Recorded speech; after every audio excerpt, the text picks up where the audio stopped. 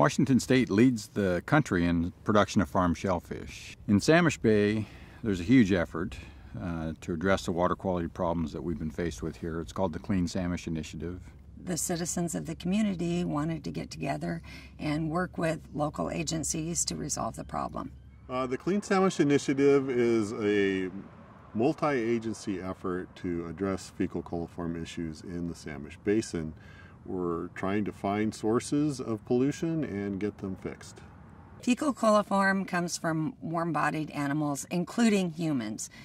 But those warm-bodied animals include livestock, which could include horses, sheep, goats, llamas, alpacas, and also household pets such as dogs and cats. Water quality is our lifeblood, and shellfish are filter feeders, and so they're pumping up to 65 gallons of water per day per oyster, and any pollutants that are in that water, they'll filter that and accumulate it, and it makes them unsafe to eat. So it's really important to have clean water to have safe shellfish. The Samish Bay cleanup is really important to Skagit County and all our residents. It's one area where we have a rather small watershed compared to some of the other ones we have in the county, and we have the shellfish beds out there.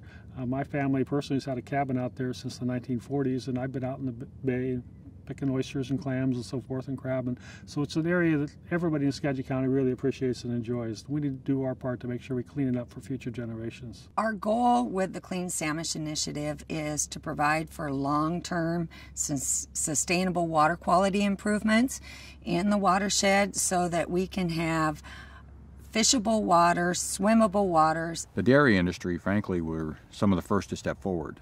They've been great stewards in the watershed, and their manure is something they need to get onto their fields to fertilize their crops.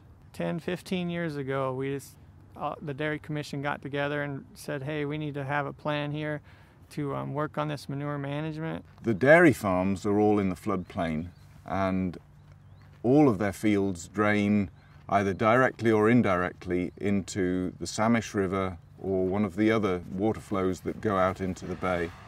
They see the economic benefit, but they also see the environmental benefit and the community benefit of managing their manure wisely. You know, they've come to learn about us as farmers downstream at the end of the pipe, so to speak, and how many jobs are impacted.